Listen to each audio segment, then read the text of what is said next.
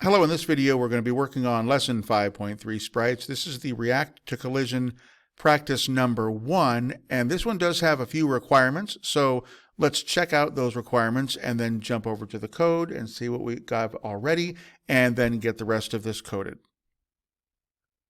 And the requirements for this one are a wizard and a gem appear.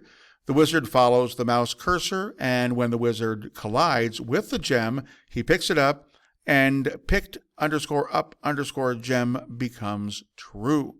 So let's take a look at the code and also what running the code does for us right now. Then we'll make all of the rest of this work.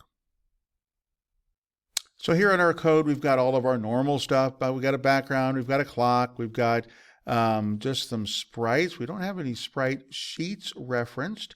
Let's see, in pickup gem, it's false, and we remember we want to make pickup gem true. We do have an x and y variable, and the wizard.center is going to be at the xy. So right now, the wizard should at least follow where we are. And we've got an if conditional down here. If picked up gem, so if picked up gem is true, which right now it's false, but if it's true, then the gem center will be basically the same as the xy, but a little bit offset. So essentially it's going to kind of look, I guess, like the wizard will be holding the gem, maybe. Let's go ahead and see what we have right now, and we might be able to figure out what we'll have in the future. So right now there's the gem, wizard just tools right along, and so he does follow the x and y of the mouse, but the gem doesn't respond in any way, shape, or form. So let's go ahead and create a response by making a collision rect, and then from there we should be good. Now I want to create that collision rect after I've established what these variables are. And so that's one of the important things we wonder, like, when do we actually create these things? When do we make these variables? When do we make these events happen? And one of the most important thing to understand about code is that it's sequential, so that you can't use a variable or use data or use anything that is a produced value until it's already been declared or produced. So we have to declare the x and the y variable so that we can use them. So let's do that on line 28. Let's indent here, and we're going to make an if conditional. So we're going to say if pygame.sprite.collide underscore